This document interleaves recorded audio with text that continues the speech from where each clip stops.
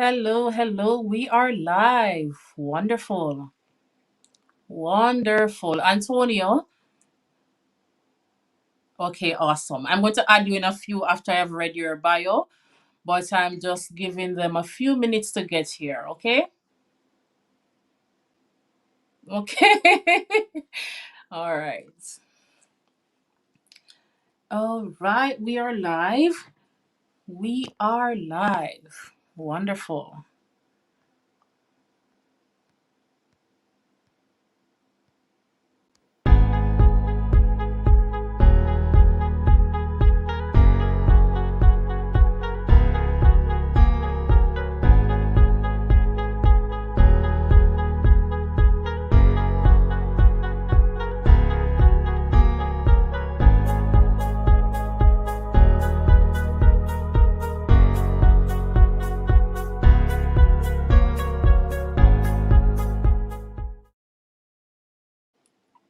All right, I see we have one viewer so far. Welcome, welcome, welcome to the Kadisha Blake-Huggins podcast, where we discuss ideas and not people, where we give you the tools to navigate millennial relationships, money, aspirations, and goal setting. Today, we are speaking about love languages. Do we subscribe to love languages? Do we believe in it? And if we do believe in it, how can it help us? And if we don't believe in it, what can we do to improve our relationships? There's a saying that there's an African saying that states, be careful when a naked man offers you a shirt. And it simply means be careful who you take your relationship advice from. Be careful who you take your relationship advice from. Sometimes we're taking advice from our very toxic friends or from people who don't have very good relationships. So today I have a very special guest, Antonio Baker, and he's here to share some gems with you. Yes, some very important information to help you to navigate your own relationship. I don't know if Antonio would agree with me when I say he's going to give you the life support for your failing relationships. And so, before I bring Antonio on, I would love, love, love, love to read his bio. So let's go to the bio and then we'll have Antonio join us on live. Antonio Baker is an associate counseling psychologist who completed his bachelor's in guidance and counseling and his master's in counseling and social work. He considers himself to be a free thinker whose perspectives are shaped heavily by experience and theoretical knowledge based on his area of study.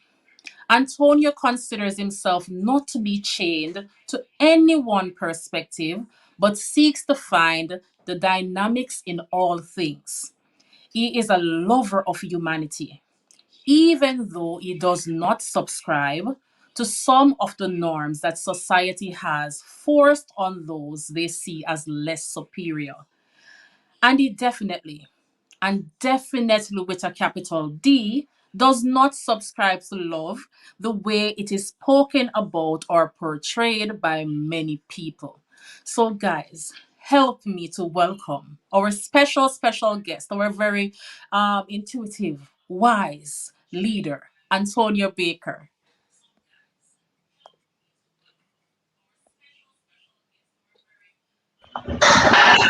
Antonio, so happy to have you here.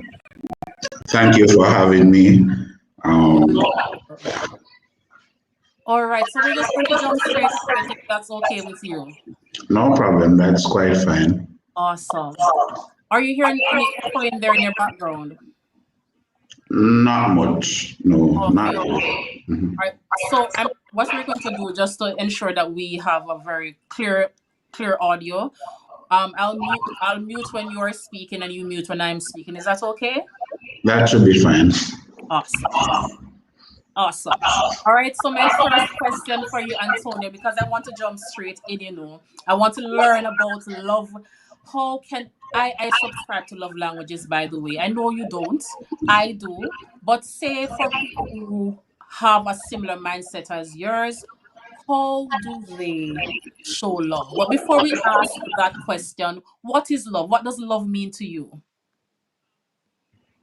All right. I guess this will set the premise for the discussion because when persons ask, "What does love mean to me?" then my head goes to different places because I wonder now if you are asking me what does eros love mean to me as in passionate love, or what does filial love mean for brotherly love, or what does agape love mean to me. So there's a whole concept or a different number of concepts as it surrounds love. So when people say love, I don't just take it as them asking me about relationship love. I want to qualify or ask them, what kind of love are you asking me about? But oftentimes when people talk about love, they are talking about passionate love, you know. So yeah, so for me, love is wide, and why I say I believe in, especially in relationships, that you are to ensure that your partner is okay, right? Or has what he or she needs. But what I don't subscribe to is how people term it. They say love language. What is a language? For as far as I know, language has syntax, language has meanings, it has different things. So if you're going to communicate in a language or in a love language, does it mean that anybody that communicates to you in that language that you are going to have the same response? And based on others who I have spoken to, they say even though this is their love language, when it is done in a relationship, it has one feeling, but outside of a relationship, it has a different feeling. So those are some of the when persons say that they have a love language. And different from that is that some persons don't even know what their love language is. They say, "Oh, I have a love language. Such is my love language." It's funny that my wife and I, when we were having this, I asked her what her love language was. She said that her love language is touch, right? She likes physical touch. But when I gave her the test to do online, it said that her love language was quality time. so, so what is it? What is it really? And that's my contention. All right, Antonia. I think we agree. I just thought that we would disagree at the get-go, but we are agreeing so far. Yes, and that's wonderful. So love languages. Before I speak about love languages, let me speak about what love means to me. And I think we have similar concepts as it pertains to what love means. But I don't think about love as intim it's intimacy, yes, but I think about it in the broader sense of the term. Similar to when a mother loves her child or a father loves his child and they make sacrifices. They go beyond to ensure that the child is safe and protected and loved. So that to me, love is so simple. We tend to complicate it, but it's a very simple thing. Give the person what they need, and you're getting what you need in return, and that should be good. So love languages, you have spoken about a language having syntax and all of that. I don't think it was meant to be understood in such a literal sense, but as it pertains to love languages, how do you show love? We can give all the love that we want to give to our partners, but if our partners do not feel loved, it makes no sense. So you can give all the love, everything. You buy your partner gifts, you ensure the bills are paid on time, you do so many things. But if your partner's love language is words of affirmation, they want you to say, "Babe, I love you. Babe, I'm proud of you." They want you to talk to your friends about them. right? Talk to your friends and tell your friends how amazing your wife is or how amazing your husband is. So if you're not communicating in your partner's love language, you may be giving all the love, but they won't feel or see that love. All right. So that is my definition of my perspective on love languages. And I'm so happy that you said your wife took the test. Because guess what? You can have many love languages, but you have a primary one. So she may have thought that her primary love language was words of affirmation or physical touch, but it's something else. And guess what? Even in a love language, just as a normal language, it has many dialects. So physical touch does not only mean sexual, it can mean you holding your wife's hand, you rubbing her tummy when she has cramps. It means so many things. So thank you for that, Antonio. I Do you have something to add to what I have just said, or can I move on to my next question? I just want to add that so you said that outside of you say I took it literal in the literal sense that it was a language, but I guess what Mr. Chapman, when he wrote the book, the person who wrote the book about the love languages, he actually was writing about persons in intimate relationships, and I see where it has been derailed from that because even though you have children test for what is a child's love language and things like that. So I see where it has been derailed. But initially, when Mr. Chapman spoke about it, he was saying, or the premise was that persons were coming into the relationship or coming to counseling because he was a marriage counselor and saying that they did not feel like they were loved because their partners weren't doing a specific thing, right? And then after he collated all the information and looked at the files of all the persons who said that they did not feel loved, he found these five major topics or these five major characteristics, and then those became the five love languages. So then, when that was done, I believe what people do is people now themselves into one of these categories to say that this is my love language. And the problem I have with that is um, it doesn't serve me well because it could mean that the person is doing everything. So for instance, a woman whose love language is receiving gifts, right? So the man could be doing everything that's possible except giving her gifts. And she will not feel comfortable in the relationship or not feel satisfied. So then, my question is if the man is doing everything else to ensure that she eats, she feels secure, her bills are paid, and whatever, and he cannot buy her gifts because probably he's the only one working and sustaining her.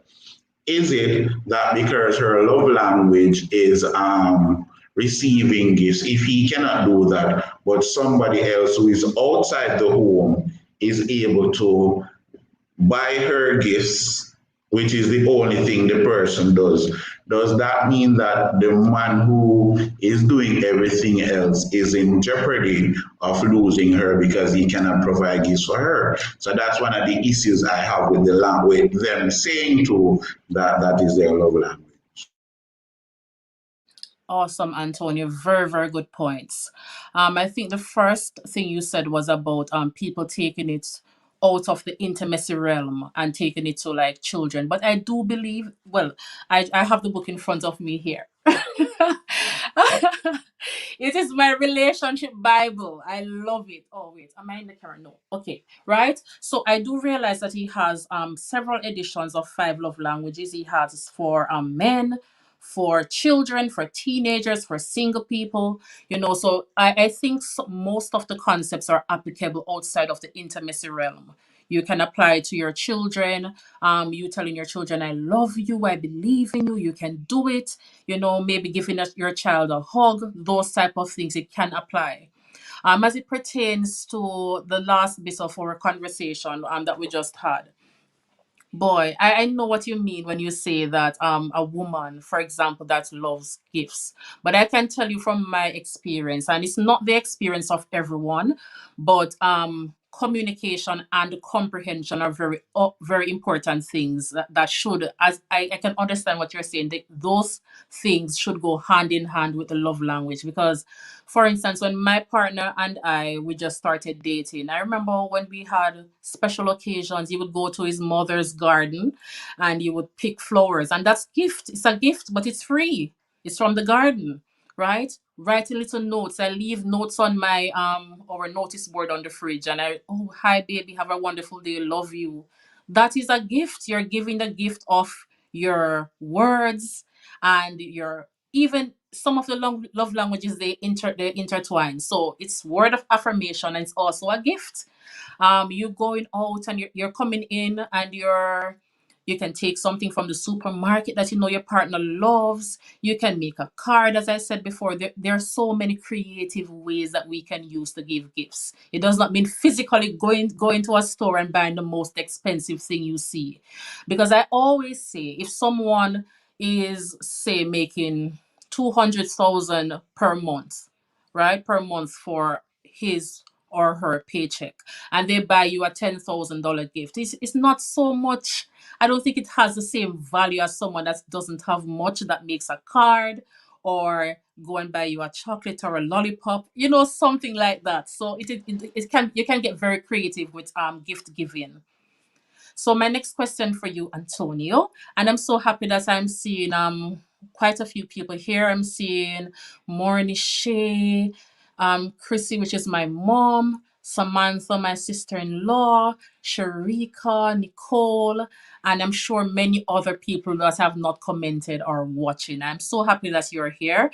Antonio and I are in the middle of our discussions. I'm going to just continue. Do you believe in humans having a love tank that need to be replenished over and over? So, do you believe in love tanks?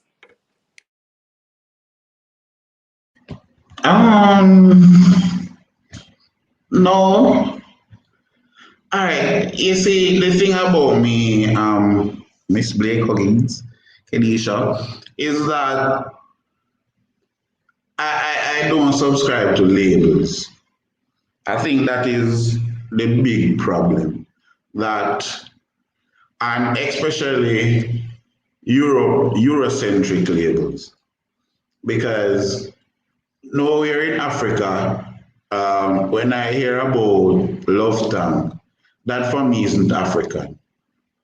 Where what connects with me is the African word Ubuntu, which says "I am because you are." So if it is Hold that on, we Mr. are, Baker. Hold on.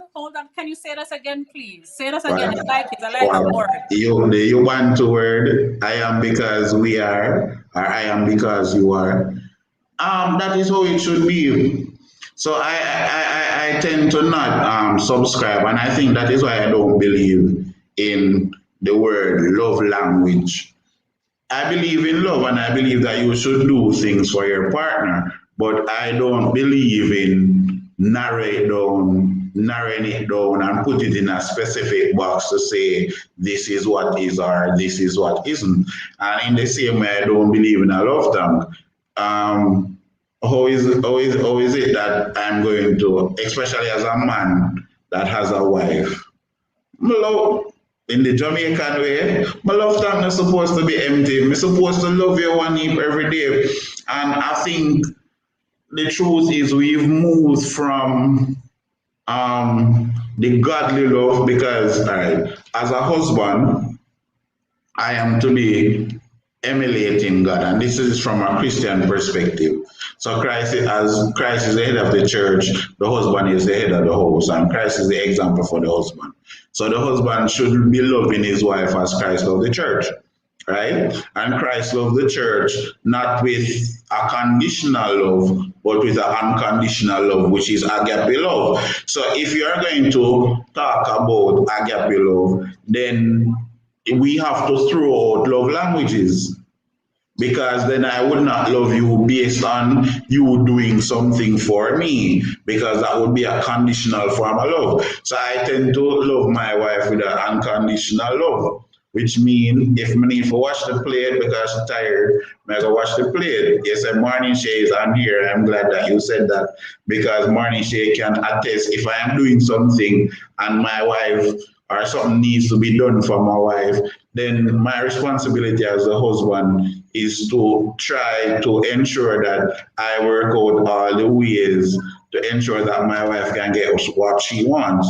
So no, I don't believe in love time. My love not supposed to ever, down and eat. It is always supposed to be stable and consistent. Wow. Wow. And Antonio, you have given me some things to think about, you know. You have given me so much to think about. But I love that you said that you're that type of husband. I love that you're that type of husband where your wife, needs a little help with the chores and you're there to pitch in. And for me, I think the thing that you, if correct me if I'm wrong, but the thing that you disagree most with is the label of it all, right? There's a labeling. I don't subscribe to the labels. So the actions, I agree with the actions, but not the label.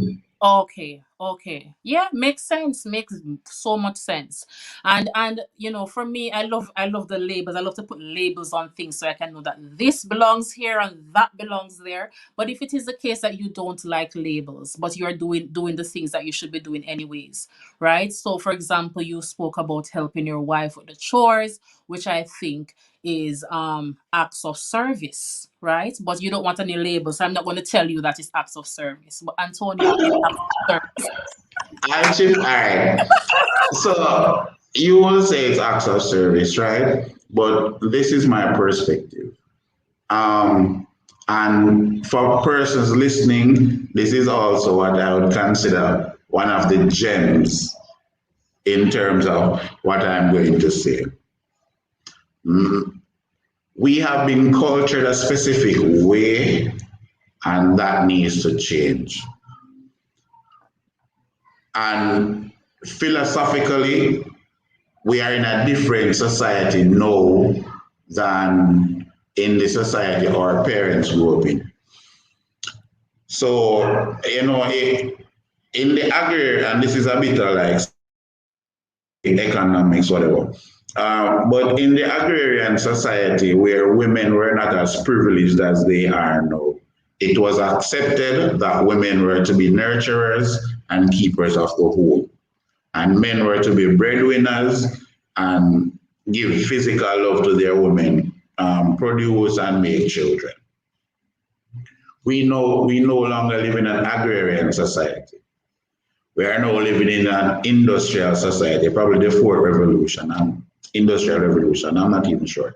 But what pertains is that women are going out now, women are working as hard and sometimes harder than men.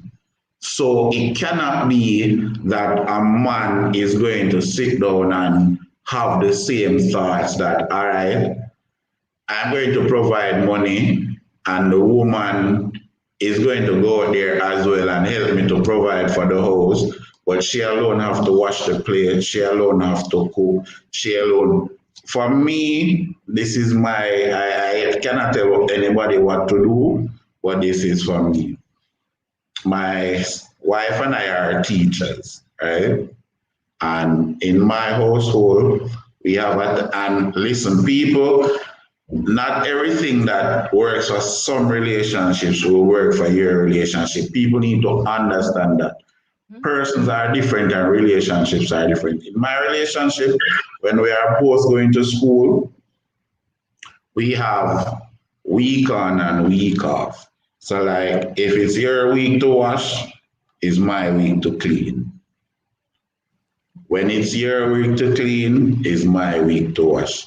If you cook dinner this Sunday, I might cook dinner next Sunday. that is how my life is. When you press this Sunday, you press all of my clothes and your clothes. Next Sunday, me press all of my clothes and your clothes. Because it's a partnership. Both of us are doing the same things.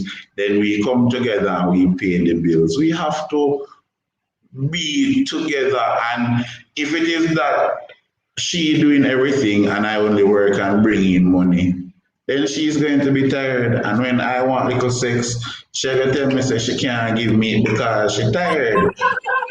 No, but I true or vice versa. We have to understand that it's a partnership. And I tell my wife, you see, when two persons get married, then the two become one. So everything becomes, it's not your bills and my bills. It's our bills. It's not my car and you don't have a car. It's our car. So everything has to be in unison. And that is the only way I think you're going to enjoy the relationship. That is so true. Antonio, I'm telling you, you did not just drop a gem. You dropped gems on us, Antonio. Oh my goodness. Oh my goodness. And I'm happy. I'm very happy. I know your wife, and I'm happy that she has a wonderful husband. And wife, I'm happy you have, well, I know your wife, she has a wonderful husband, and you have a wonderful wife, you know? I was just about to touch on about Love Tank, but let me just go to fast forward to what I heard you say when you want a little sex and you help your wife. That, to me, that is what we call before play, before foreplay. What do you do to ensure that your partner is comfortable and happy and fulfilled? You don't want to make love to a brick, do you? So you need to ensure. Antonio said no. So you need to ensure that you're helping out. No, we're no longer in that society where the woman stays home and takes care of the household and nurture the child. For those who are still in that situation, this is your choice. As Antonio said, we can only share things with you. Take what you need, leave what you don't. What we are telling you will not apply to every situation or every relationship.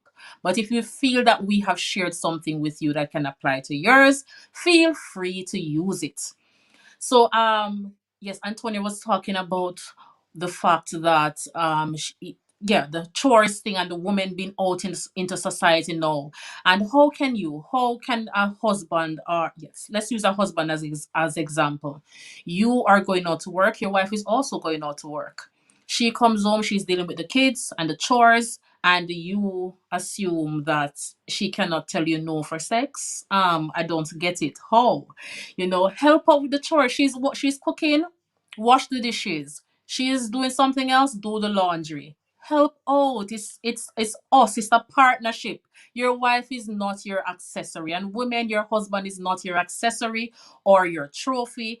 It is a partnership where each person is contributing to the greater good. Similar to when you're a part of an organization. If your goals don't align with the overall goal of the organization, it will not be successful. So definitely some gems Antonia dropped in there. And that is why too I don't subscribe to the label of love languages because all right. So from a counseling perspective, counselors don't like labels Mhm. because if it is that we're going to label everybody, once a child starts misbehaving, then you're looking for a label to put that child in, whether it's ADHD, he has conduct disorder, OCD, something. So you're looking for it. So, but we don't really like labels. But I'll share with you. You said that you made mention of an organization or the goals being your goal should be akin to the organization that you're in. The funny thing about it is that where the love languages are concerned, persons often don't even understand how they come upon their love language. And that is problematic because you develop I don't call them love languages, I call them preferences Mhm. Mhm. because they are not universal. And I say that in the sense that if I say yours is gift giving, right? And your spouse gives you something, probably you process it on a sexual level. So your spouse bring a nice gift come to give you, and it make you feel nice inside, and probably even if you whisper something in your ears. Well, your channel is supposed to be for over 18 people. You probably get a little bit wet and stuff like that, right? So, but that is in the context of your relationship. But outside of the context of your relationship, if somebody else gives you a gift, even though you might appreciate the gift, it might not give you the same feeling, right? So that is one thing why I don't consider it a language. Because in terms of language, even though you said that, I might be looking at it too deeply. If I say to you in English, jump, and you're going to jump. If I say to another English speaker, jump, they're going to jump as well. Because jump is a command, right? So I don't consider it a language and I consider it a preference because it has some conditionalities to it.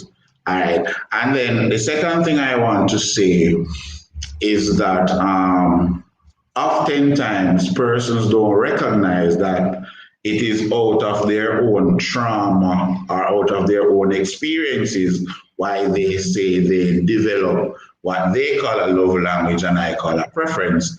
Because you might develop a love language because you have a friend who her boyfriend gives her a lot of gifts, and you see it as something that you would want in your own relationship. So you begin to assimilate that. So that when I get my boyfriend, I want him to give me gifts because that is what you associate love to be with, right? So then, no, is it that because a man gives you gifts, that means he loves you? If I know that your love language is receiving gifts, then I might just be a manipulative person who has the money and say, all right, that she want to make me feel say I love her, and you give her what she need. I don't love you, and you probably feel this great love and connection to me when the truth is you don't love me. You love the fact that I am able to provide a need that you have. Mm-hmm. It's not love. Makes sense. It makes sense. So that is really my thing. And as I said, for me, when you were talking about my bio, a lot of things I learned through experience. I was in a relationship for 10 years, right? And I was the only one in the relationship working. So I had to pay light, water, we had a child and all of that. So I had to be looking after everything. And by the time I finish, I don't have, say, morning she says I'm a great husband to her sister. I don't have, so after I finished everything, I would not have the amount of money to buy her this. And that was clearly her thing. And she could not see.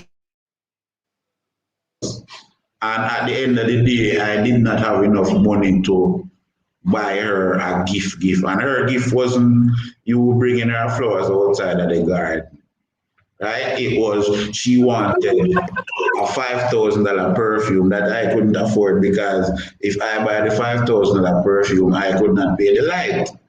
So those are things that people need to understand. And I can, so if it is your preference, I can understand that. Listen, this is what I would prefer in a relationship, and that is fine. But after a while, too, you have to be able to develop and grow past what are some of your perceptions. Because for me, these are things that you learn, right? Same way I said the girl might learn that hers is gift giving because of the relationship. For persons who need affirmation, it might be that you grew up in a situation where you were not affirmed regularly. and you grow up telling yourself that, you know what, when I'm in a relationship or when I start having friendships that I can control, I want my friends and my relationship to be with persons that affirm who I am. Mm-hmm. But So, Antonio, can I share that for me it was the opposite? That affirmation is my primary love language, and for me it was different because I grew up in a household where I was constantly affirmed. I was constantly told you're beautiful, you're talented, and I loved it. So I can understand as well. yeah, I can that understand as well is, what you're saying when you say that it comes from somewhere, whether it be yeah. trauma or not. It comes from somewhere. Yeah, if you grow up hearing your father say to you that you're a princess, no man can call you girl Mm-hmm. Mm-hmm. because you view yourself as a princess. So these are the things that we need to understand, that these are things that we learn, right? We learn them through socialization, we learn them through development. And if we learn them, then we can unlearn them. Oh, that's a Tony. I must say that's a very good point. Yeah, but Very good. it's true. If Yeah, we it learn is them, we true. can It is unlearn true. them.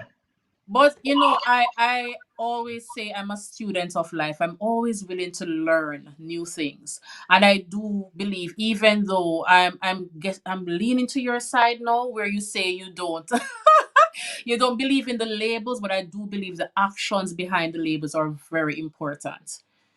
So for example, you have men that will never tell their partner that they're beautiful, and when they go on the road, other persons on the road are telling them, oh, you're beautiful. So tell your partner these things. Be your partner's cheerleader. I believe in that bit. So as you said, labels no, but actions behind the labels definitely yes. But then my question to you, why would you want to be with a man who does not tell you that you're beautiful if your need is to be told by your spouse that you're beautiful? It Mm-hmm. doesn't make any sense. So I know oftentimes we tend to get into relationships, and this sometimes is what damages relationships and make the statistics, especially for marriages, so bad or make it what it is. Because oftentimes, without knowing who we are, we run into relationships because of what we might be able to get. Mm-hmm. And then when sometimes it's just a facade, right? Sometimes the facade or the charade comes to an end, you begin to find out the truth about what is happening, and then you're not able to sustain that relationship, right? So, it's important that you know you and you know your partner. And men can be tricksters and women can be tricksters. So even when you go into a relationship and both of you live together, you have again what it is to live together, because it might be different from when you were dating. Mm-hmm. To me, relationships you have to constantly assess. Just as teachers, I know you're in the education field. Yes, I'm also a teacher, so I know that we have to constantly reflect on our actions. How is my action affecting or impacting my students? Am I catering to the learning needs? All of that. So similar to how you do that, you have to also do that for your relationships. My husband and I, we have financial meetings. We set financial goals, and we we tick off. So we have an official meeting. Okay, meeting in session at 3 p.m. Okay, sir, this is what we had. I literally call him sir. He loves it. So I say, okay, this is the minutes from last meeting.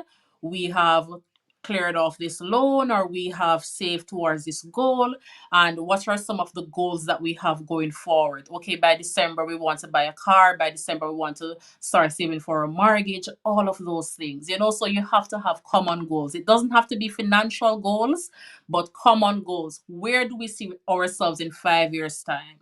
Are we going to travel the world? Are we going to own a home? Are we going to go and take a trip to Africa? You know, whatever it is, you need to have common goals. Without goals, do you even have a relationship? Antonia, please let me know your thoughts.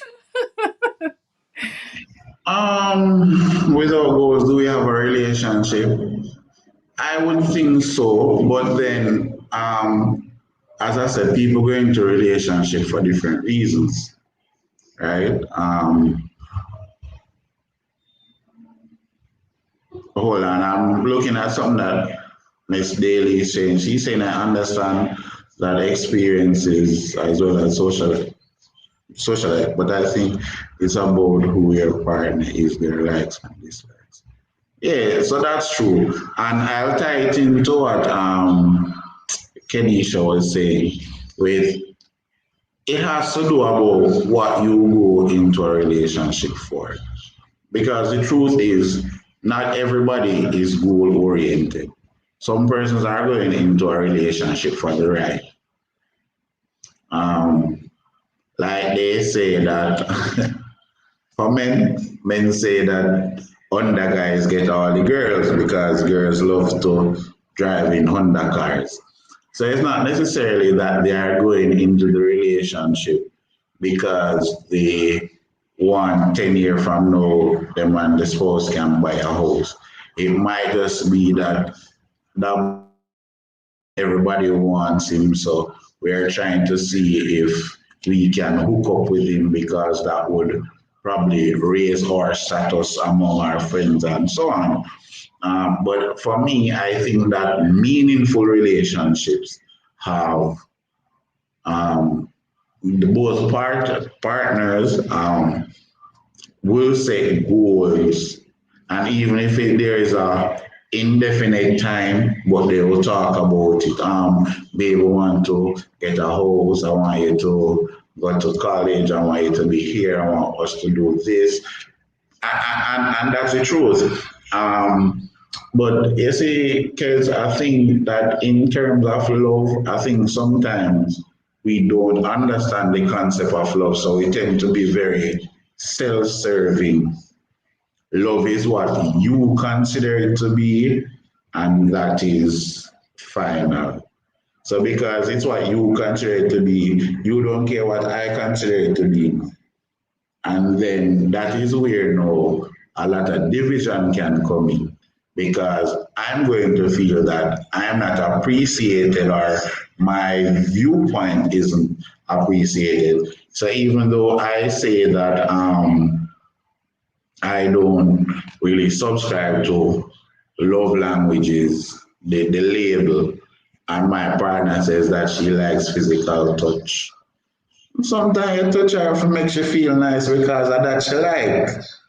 You understand what I say? So you have to understand your partner and be able to speak the language, speak the language Wait, that sir, back up again. Could you say that again, please? Speak. What did you say about language? Was it language that you yeah. said? No, I did the where camera there. I did the quote unquote thing. I can't even find the camera. The quote unquote language thing, but I guess you didn't see it. But the truth about relationships is you have to understand each other. And that is the beauty of it. I spoke to before coming on here from this morning when we spoke about whatever it is that we're going to talk about, and I don't subscribe to it. I posted it on my WhatsApp, and I had several conversations with several persons, and most persons had a perspective that um, it's just something that they preferred or something that made them feel good. So if it is that it's something that makes your partner feel good, whether they consider it to be a love language or not, why not subscribe to what makes your partner feel good?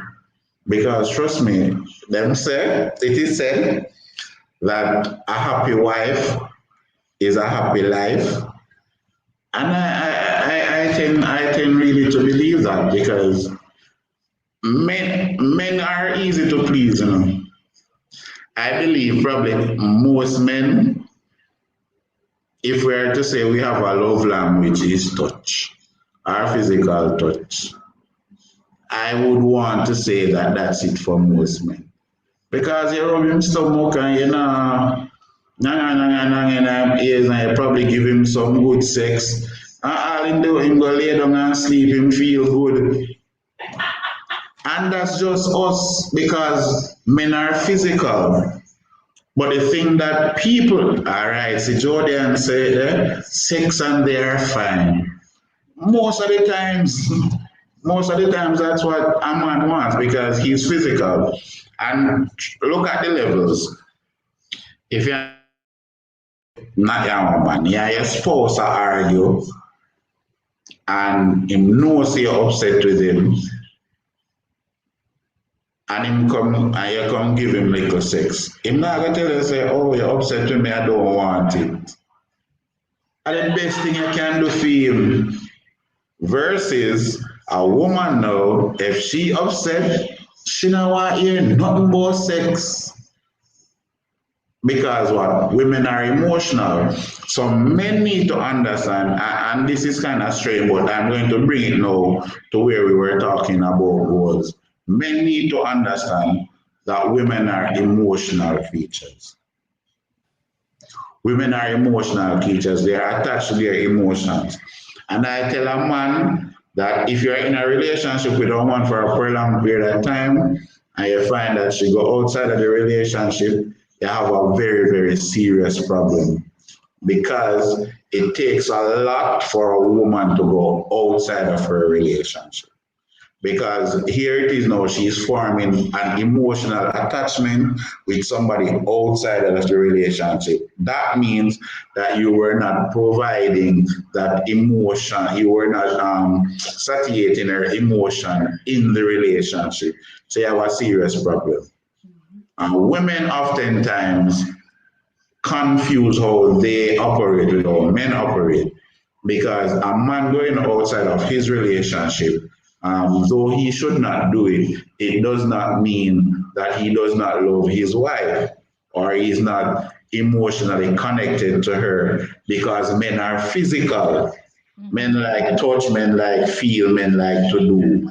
It has nothing to do really with emotions. So men and women who are going into relationships really need to understand that we are different creatures and that different things pertain to what makes us feel like who we are.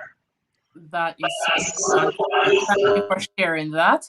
But my next question is to you is, what do you say to a woman that says, you know, my husband, he works, he pays the bills, he does all the things in terms of what the traditional things that the men are required to do, but I do not feel loved. What advice would you give to that woman? Should you tell her that, hey, he's doing what he's supposed to be doing, you need to love him and just move along, even though her love tank, I did that for you, Antonio, love tank is empty. All right, so as a counselor now, so I'm going to talk from a counselor perspective. The first thing I would want to do for is to explore for her how she developed her love language. Because a lot of times what we don't understand, and this now is the counselor, the training part of me coming out, is I'm a person who I'm from the cognitive behavioral therapy orientation. So we believe that you what you think affects how you feel and how you feel affects how you behave. And oftentimes, sometimes we, in developing who we are, we took on to some faulty cognition, some faulty beliefs, and then those are the foundations on which we build our lives. Not necessarily that they are right, but those were the building blocks we use. So oftentimes, like I say, somebody say, try saying here that female emotions are a bit toxic at times. And try, it's true, but it's not only females, it's everybody. Because as one of the persons I was spoken to earlier, Adrian, a friend of mine, he said that we are all broken. We're all broken in some regard. So it's just that the brokenness in me is searching for something that you can provide, and the brokenness in you might be searching for something else that somebody can provide. So I would say to persons, women, in the scenario that you mentioned, Kedish, Isha, is that they need to understand where they're coming from. And then when I bring it to a point of understanding how you call your love language, I'm going to ask you now or ask her, is it that you would want to come out of this relationship? Because sometimes the truth is, we spend so much time looking at the dot in the sheet that we don't see the rest of everything else on the sheet. We only see the dot. So my duty now as a counselor would be to explore with you in all your other relationships that you've ever had. Did you ever have a man that spoke to your love language? And she would probably say, yeah, my last boyfriend, him did this and him did that. And I'm saying, so why did you leave that person? Or it might be because sir he never paid the rent or I never think him love the children and whatever. Then I want to process. Are you getting that in this relationship? Yes, I'm getting that. And sometimes the truth is women, men, hear me I say, this is another gem for the women. Women, sometimes you have to push the fire. That's why I'm saying that the two become one. I was having a conversation with my wife the other night, and she was saying that men are supposed to lead. And I agree because God gave men dominion. But if it is that you're in a relationship and you see a man not pushing certain ways, are you just going to sit and complain? No. So if you're a woman who loves sex, and let's use sex because it's something that we can all probably talk with, right? If you're a woman and you love sex, and your man don't love it, is it that you're just going to sit and complain and probably go outside of the relationship? No, try and find a way where you have to spice it up. So so men are, as I said, physical and them see with them eyes and so you put on one nice little something so when them see her walk past, even if in no love sex, them must say, hold on, I wish I did it. I try to send one message. Automatically now both of you begin to tune into each other and you probably can get what you want, right? So as I said, for me really, it's really about understanding and it's also in regards to your question, it's about deconstructing who we are and rebuilding together. Mm-hmm, And mm-hmm. I think that is one of the most important things in a relationship. But I agree with you that our experiences shape us into who we are. It definitely does, without a doubt, whether it's good experiences or bad experiences. But what do you tell someone? You mentioned brokenness, broken people trying to find other broken people to be a whole, right? But what advice would you give to someone that says, "Oh, I have all these baggage, all these issues I need to sort out"? Do you recommend that they try and find someone to complete them?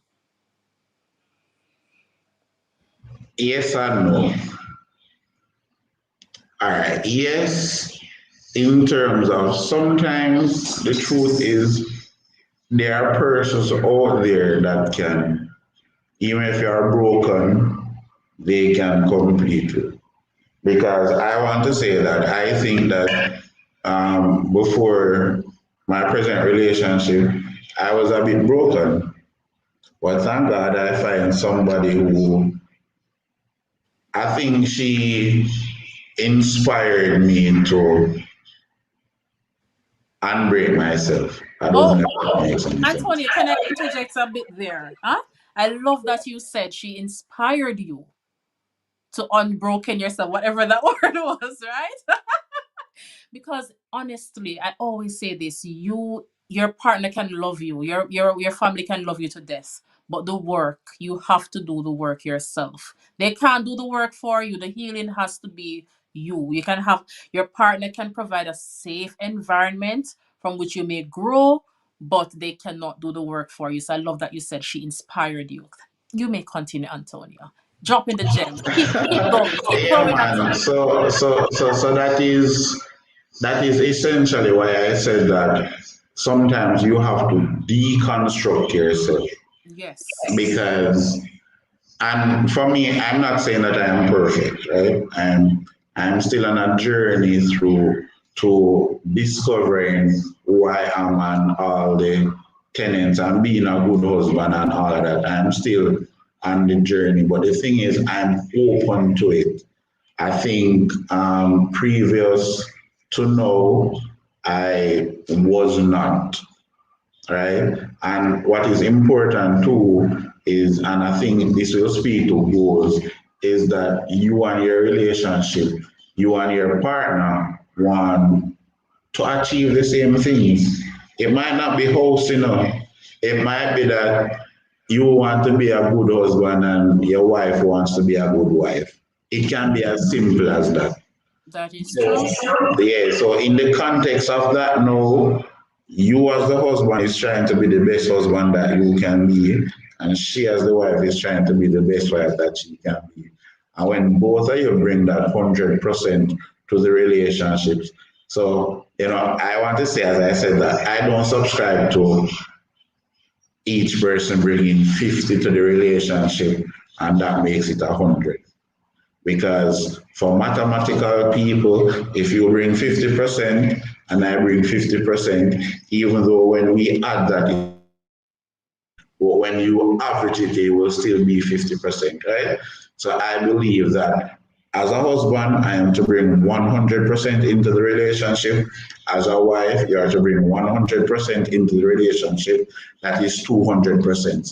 When we average that, it Mm. will still having 100%, which is very, very important. Antonia, I'm going to ask you to say that again, you know. You know, I'm going to ask you. Just say it. Just please say it again.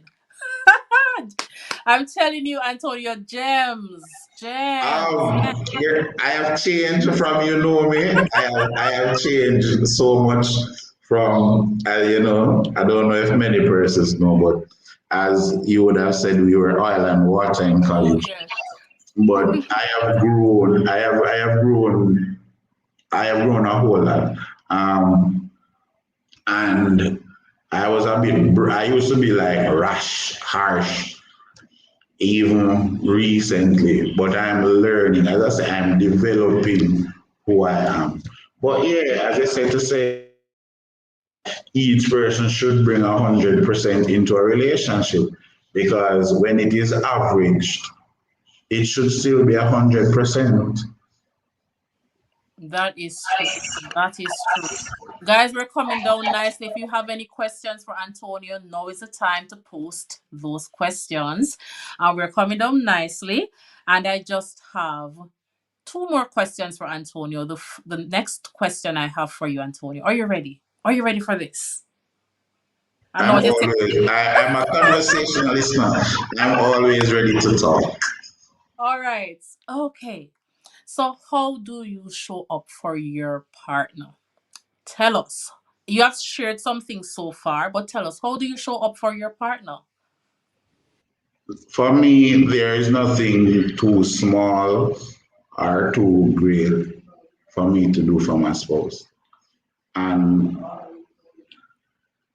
I think it's my personality, really, because outside of that, there is nothing too small or great for me to do for a friend or even a stranger either. Mm-hmm. I'm, and that is why I said they say experiences and experiential learning is very important. Learning vicariously by seeing and by other person's experience is also important. But I've proven through my life that experiential learning gives you a connection to people, places, and things that normally you would not get. And that is why I am the way I am. That is why I do what I do, because I know what it is to suffer lack, right? I will not. Oftentimes, my wife argues with me when I give persons on the street money.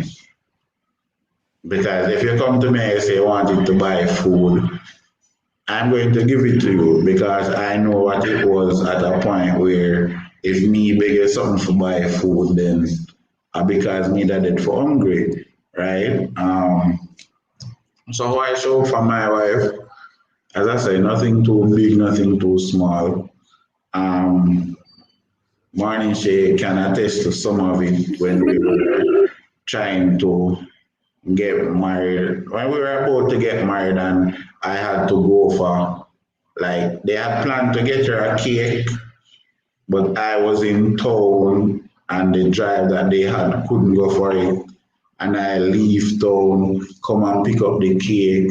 I'm probably one of the only, what I call it, um, husbands or boyfriends that I was actually at the the bachelor, not bachelor party that I found.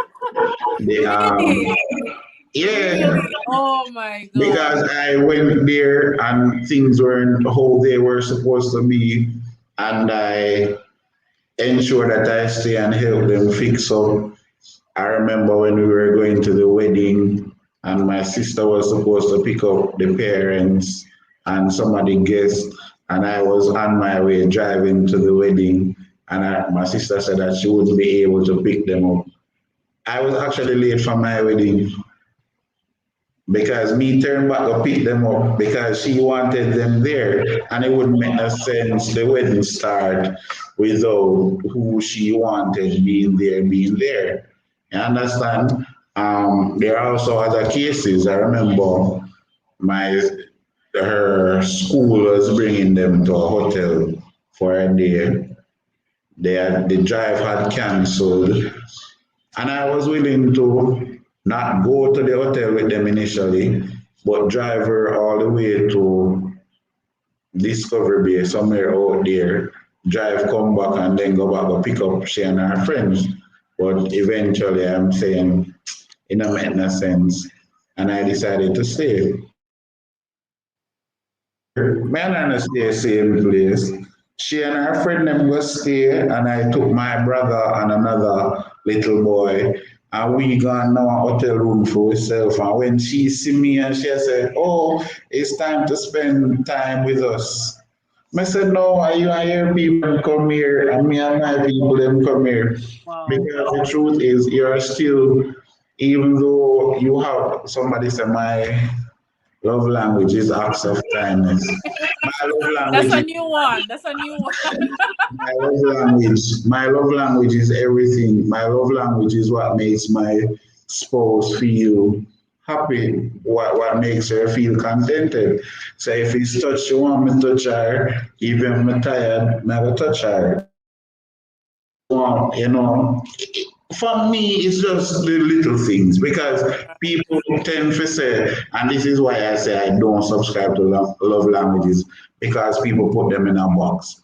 So is it that if my wife's love language is acts of kindness, we're just going to do acts of kindness and nothing else? That don't make no sense. There's still going to be a deficit in the relationship. Mhm. The other day we came home, she was like, babes, and she are listening us, so wife me a talk about the business. So the other day we came home, she was at work and she was like, "Oh babe, I felt tired. I can go sleep before I prep dinner." And I was thinking about it because I was going out, but she wasn't. So it's like the first time she had go. So she was tired. And I was like, all right, she was sleep. Like she actually was sleep now. No? I'm gonna top her and say, you don't have to worry about cooking dinner. I'll cook dinner.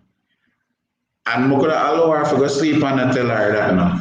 But Mm-hmm. then I understand that my partner is a person like this. If she go sleep without me telling her that she going to have it on her mind that she have to wake up to go prep dinner.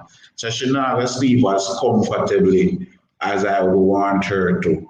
But when I say to you that babes, I'm going to cook dinner, you not have to think about cooking dinner. So you can sleep till all tomorrow if you want. So these are the things that I've learned and I have not just I never just come up knowing them. I've learned them through being in relationships and through relating with persons and also learning vicariously. Yeah. And just as we were starting and I said, be careful when a naked man offers you a shirt. We should be students of life. Learn from people who have very successful relationships or who are aiming to have very successful relationships.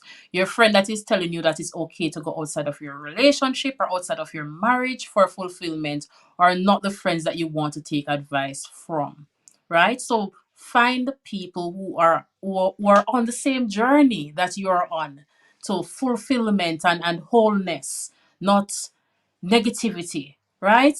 Antonio, thank you so much for sharing that. I am so impressed. I may or may not start calling it love preferences. I see who was it in the comments? I think it was Hope in the comments saying correcting Jordan and saying not language but preference. And I see why it But is a preference. it is a preference. I really believe that because, and as I said, for me, it's the premise, right?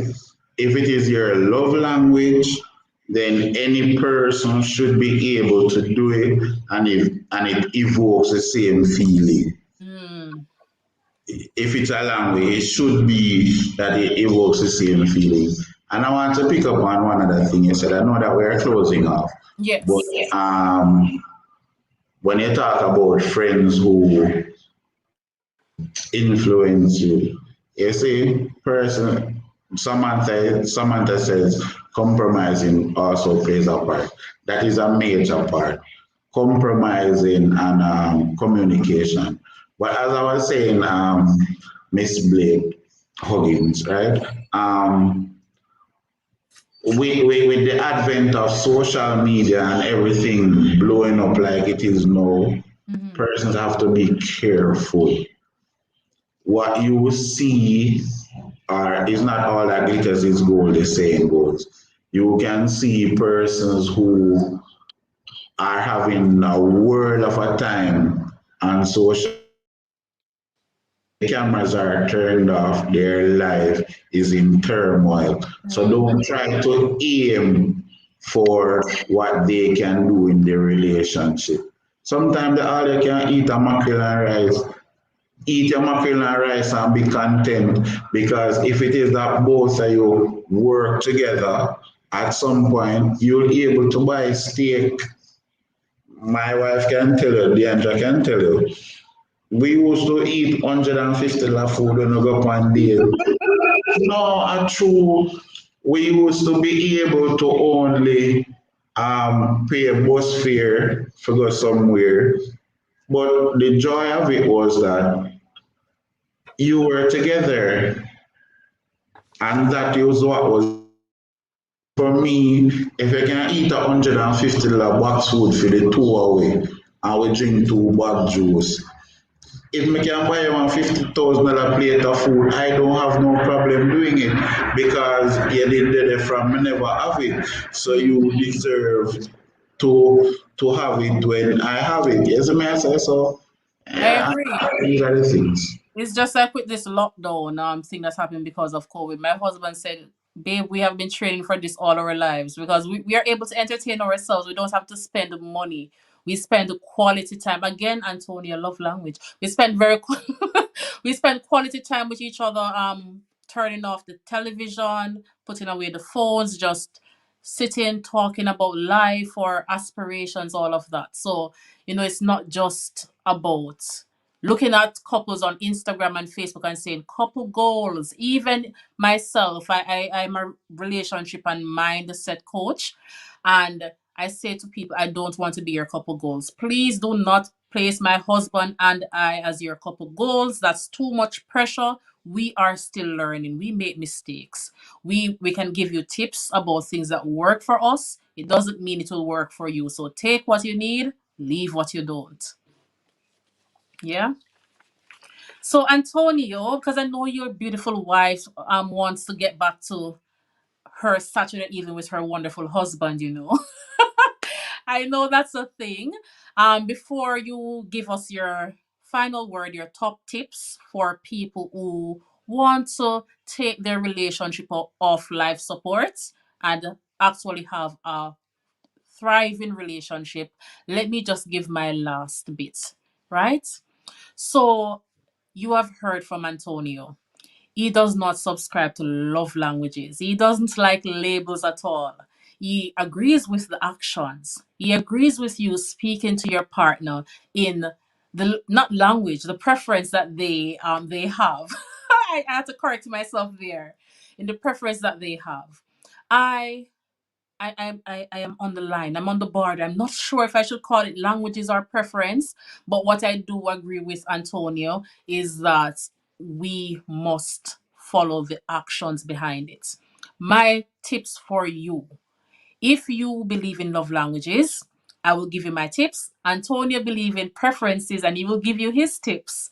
My tips for you: ask your partner to write down 5 things that they would love to do with you, whether it be going for a walk, going to the beach, going to visit someone.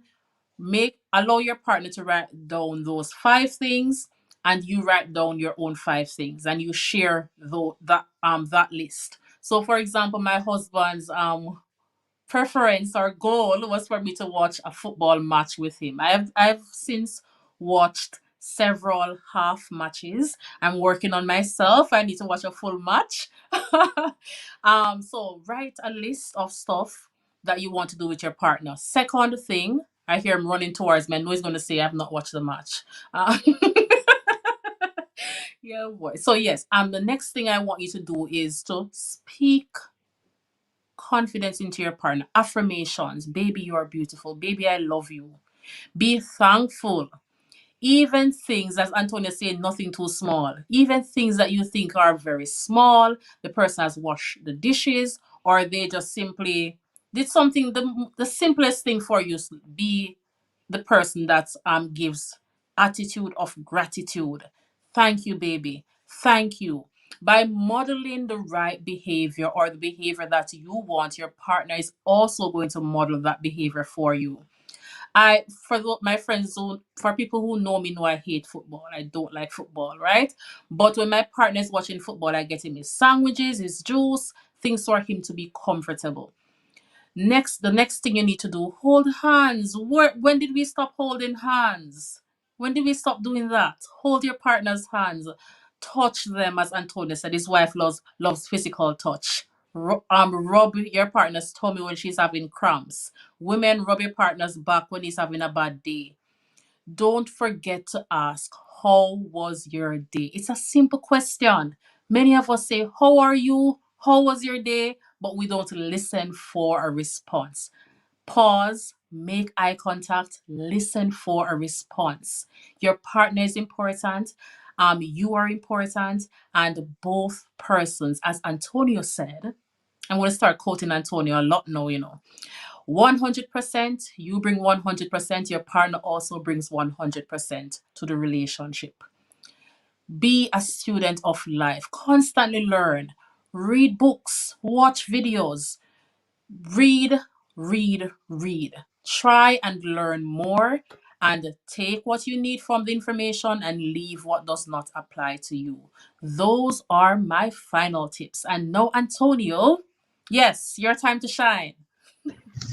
All right. So Miss Hope, daily. She says that, so in her opinion, I believe in love languages. I just call it preferences.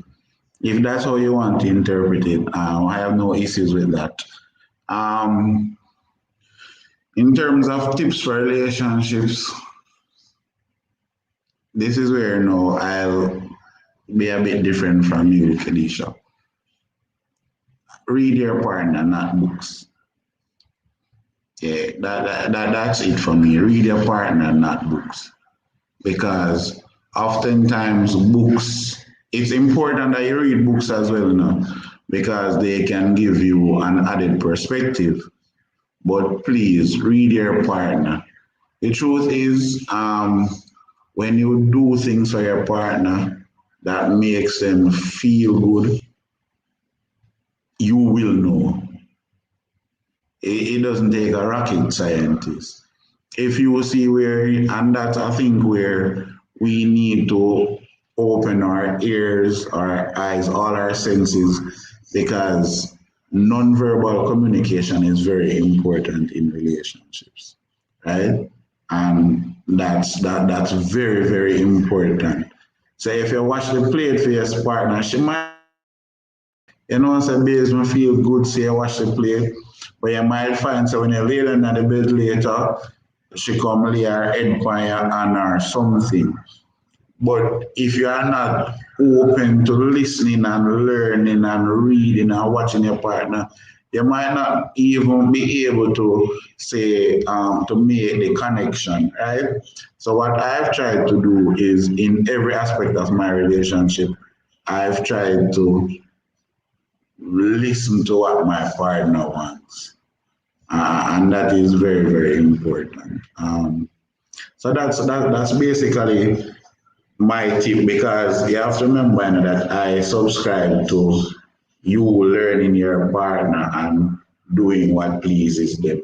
So I can only me sharing tips with you will only be things that are from my perspective, but it is up to each and every person that is on the platform listening to have an understanding of their own relationship, their own selves, their own partners, their own situation, and then bring all the data that they can gather from all of that, and then make an informed decision that will see your relationship growing.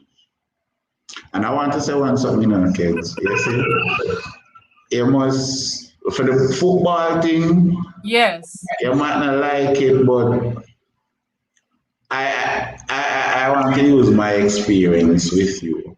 Yes, when I was talking to Deandra and we were in college together, Mm-hmm. um, for 3 years, I couldn't get her to come to a rugby game. So seriously, like most of my classmates, them come on my games, and the person I was interested in, she never came. And I remember we were going into like fourth year, and so she come to one game, and then she started coming to games. And I remember she got to love it so much that even when I'm overseas, she take up herself from Fair Yard, gonna go and watch rugby game by herself. So some of the times the truth is we are not, we don't do things because we don't think that it is interesting. We Mm-hmm. don't like maths because we think maths hard. But once we start to get into it and start to understand the intricacies, then we might start to like it. And then that too will be another thing. So when now you are bringing your husband sandwich, it might be that I am him later on the couch and I need to bring the sandwich at all. So it's things like those, really. I understand. I really, really thank you for that information, Antonio. You know, I'm working on myself, Antonio. Right? I'm working. I'm at half a match. I'm going to go to a full match, and I'll send you a message when I do. Right? Well, thank you so much for all the gems that you came here to give us. I have gotten so many from you. Some I am going to apply, some I'm going to think about, but trust me, it is very important. All the things that you have said are very important things. And I know that I am not the only person here that has come away with all this information. I'm leveling up my relationship, Anthony. I'm leveling up. I'm telling you. I thank you so much. And guys, thank you so much for joining. Anyone wants to ask a question real quick before Antonio goes? Anyone? No questions? Okay. All right, Antonio, thank you. And I'm going to invite you back if that is okay. I'm going to invite you again to speak on another topic because I know that you have so much to give and I want to hear everything. Everything. All right. Yeah, man. No problem, and thanks for inviting me. Oh, I see one of my friends here, Cornel, in the chat saying that, she hate football, but she will watch a live match. So it's different people have, different things because, as she said, to watch it on TV, it's boring, but you might like the atmosphere of being at the game. So, it's different show for different folks. Right. But I That's one really of the things I was saying to my husband. I think it was today. I was saying it to him that I would love to go and watch a match in person.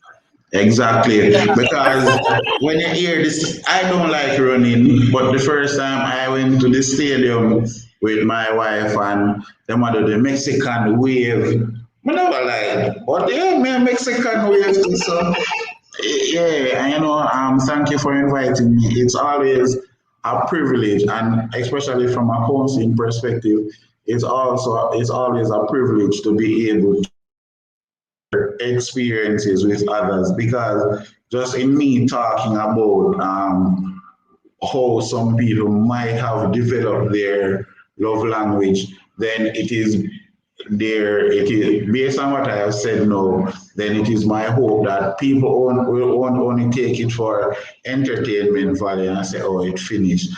But that, in their one away time, somebody will sit down and start reflecting because I believe in reflection and introspection because that is what leads to growth. So, I would hope that through my sharing, somebody will be able to really look at themselves and to try and build from where they are to where they want to be. So thanks for having me. Thank you so much. Guys, that's it. We're finished. But Antonio will definitely be, even if I have to go to Jamaica and pull him myself, he will definitely be back on a very important topic that we have not thought about yet. But I'm sure he will be back. And thank you to your beautiful wife for loaning you to us for what is it, 1 hour 22 minutes. All right, take care, everyone. Bye. See you next week. She understands that she has to share me with the world Oh because yes, that is how we of impact course, of people. course. Mhm. Take care.